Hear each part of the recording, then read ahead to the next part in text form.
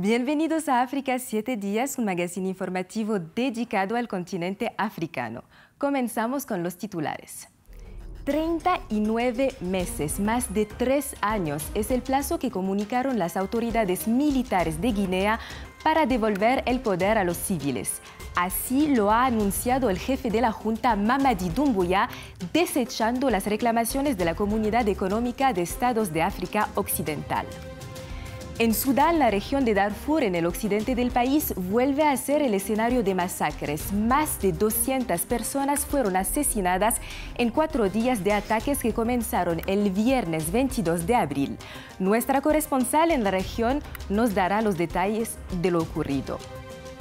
Y 50 años después de su muerte, ¿qué es lo que nos queda del legado del héroe de la independencia de Ghana y del panafricanismo, Kwame Nkrumah? Le planteamos la pregunta a Amsat Bukari, historiador y autor de una biografía sobre el expresidente ghanés. Un duro revés para los partidarios de la democracia en Guinea y para parte de la comunidad internacional. El jefe de la Junta Militar, Mamadi Doumbouya, anunció el pasado sábado que la transición antes de entregar el poder a los civiles sería de 39 meses, es decir, más de 3 años. Con este anuncio, Doumbouya desafió a los socios regionales del país que le habían pedido un plazo de 6 meses. El oficial que derrocó al expresidente Alpha Condé el pasado mes de septiembre se autoproclamó desde entonces jefe de Estado con el apoyo de gran parte de la población, harta de la pobreza, de la corrupción y la represión bajo el régimen de Condé. Pero a finales de marzo de este año, la Comunidad Económica de Estados de África Occidental, la CEDEAO, había pedido a las autoridades de Conakry un calendario de transición de 6 meses, so pena de prorrogar las sanciones económicas decididas contra el país tras el golpe. Sin embargo, al igual que en Mali y Burkina Faso, 2 otros países de la región donde los militares tomaron el poder, la Junta guineana parece hacer poco caso a las exigencias de la organización regional. Escuchemos a Mamadi Doumbouya. De toutes les consultations engagées à tous les niveaux, de todas las consultas realizadas a todos los niveles desde el inicio de la transición, con todos los miembros de la nación, con todos los guineanos, donde quiera que estén, ha surgido una propuesta media de duración consensuada de la transición de 39 meses.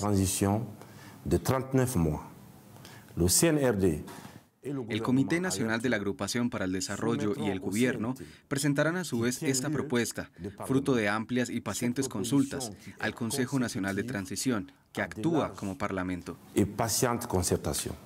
Vamos a Darfur, la provincia más occidental de Sudán, donde el viernes 22 de abril iniciaron varios días de violencia en los que más de 200 personas fueron asesinadas.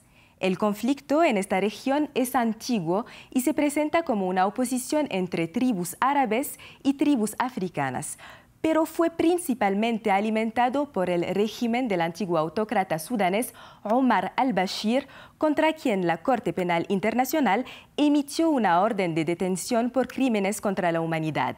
Los detalles con Mariam Kone, nuestra corresponsal en la región.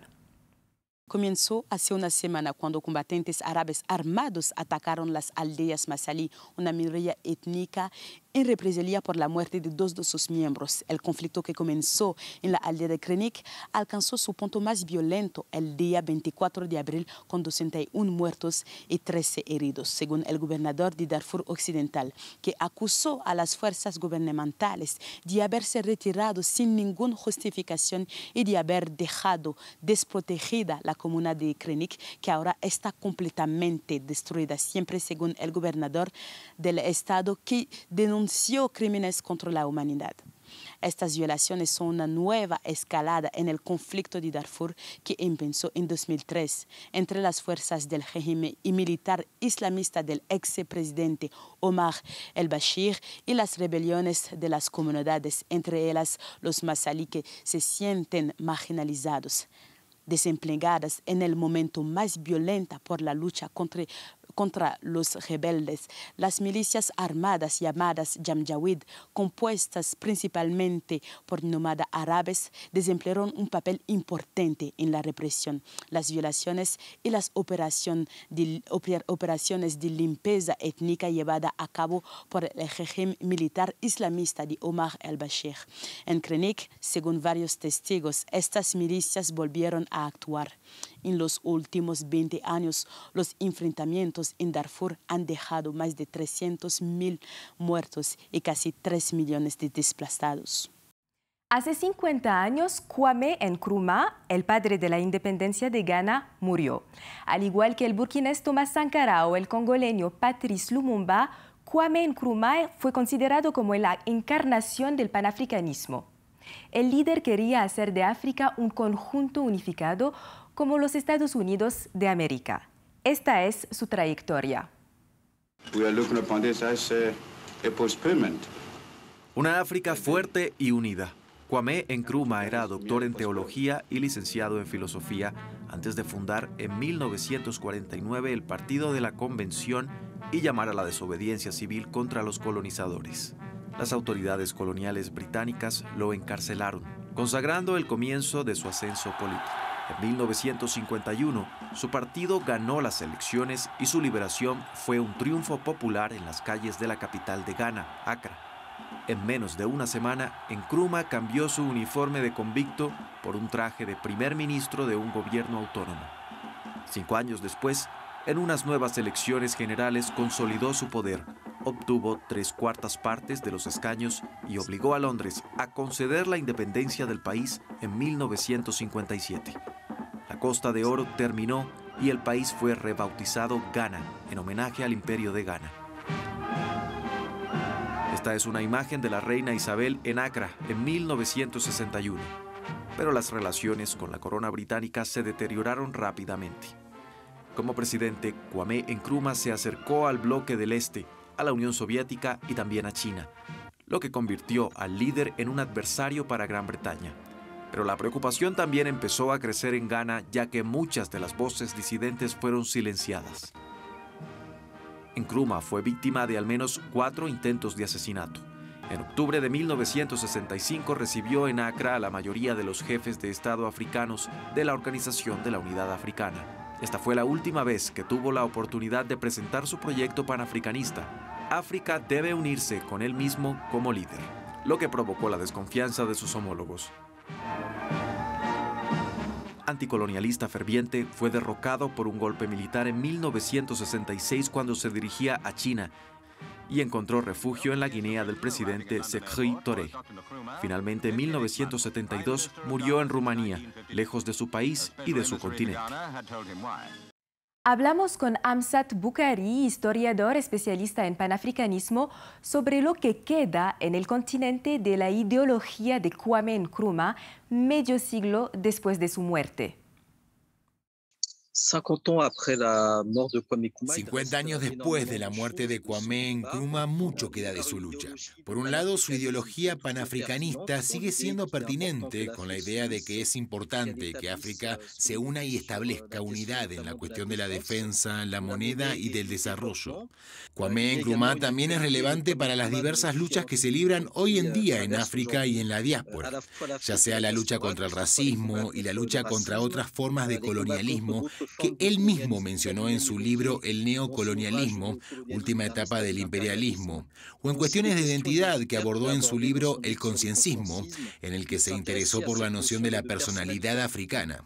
Nkrumah sigue siendo un ejemplo de líder, ya que fue el primero en llevar a su país a la independencia. ¿Quién trajo la diáspora y el panafricanismo a África? ¿Quién trajo símbolos como la estrella negra de Marcus Garvey, así como la figura de William Du Bois? ¿Y quién de alguna manera encarnó la forma más completa del panafricanismo político? También podemos decir que Nkrumah, como presidente de Ghana, dejó a este país, diría yo, un ADN particularmente interesante desde el punto de vista de la ideología política, desde el punto de vista también de la fuerza de las instituciones, pero además de la apertura al continente y al resto del mundo. Así que hoy Nkrumah es reivindicado por una parte de la juventud que no está suficientemente estudiada y planteada políticamente porque la Unión Africana no se ha adherido a su visión de los Estados Unidos de África, pero sigue siendo desde el punto de vista de las luchas políticas, sociales y económicas uno de los mayores teóricos de la lucha política africana y también uno de los ejemplos de un gobierno panafricano en el poder. En Soweto, un suburbio popular de las afueras de Johannesburgo, en Sudáfrica, un residente, Tammy Mazibuko, está detrás de la iniciativa del Soweto Book Café, una librería para avanzar en la alfabetización y proporcionar a toda la comunidad un acceso a los libros. Veamos. Detrás de la puerta de esta casa, en una calle de Soweto, un barrio popular de los suburbios de Johannesburgo, se encuentran paredes llenas de libros. Es la casa y librería-biblioteca de Tammy Mazibuko. Cuando terminó la escuela, Tammy dejó Soweto y se mudó a un suburbio blanco de Johannesburgo, donde vivió en una casa de artistas llena de libros. Se convirtió en un lector ávido y poco a poco fue creando una colección personal que se llevó consigo cuando se trasladó de nuevo a Soweto. Soy un ávido lector. Cuando volví aquí en 2015 o 2016 no había ninguna librería. Así que se me ocurrió la idea de crear este espacio para la comunidad. Empezó entonces el Soweto Book Café. Hoy Tammy vende libros a quienes pueden pagarlos y los presta a todos los que se lo piden. Esta es una de las razones por las que puse en marcha este lugar, para promover la literatura, la alfabetización y proporcionar a la comunidad el acceso a los libros y la información, que son un derecho humano. Las pequeñas librerías de barrio como estas han tenido mucho éxito durante el confinamiento por el COVID-19.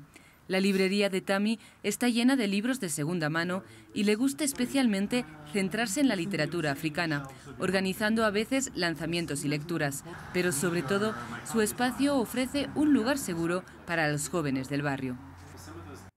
Les proponemos cerrar esta edición con la banda nigerina Studio Chap Chap. 5 músicos que combinan instrumentos tradicionales con música electrónica. Gracias por acompañarnos y las noticias siguen en France 24 y france24.com.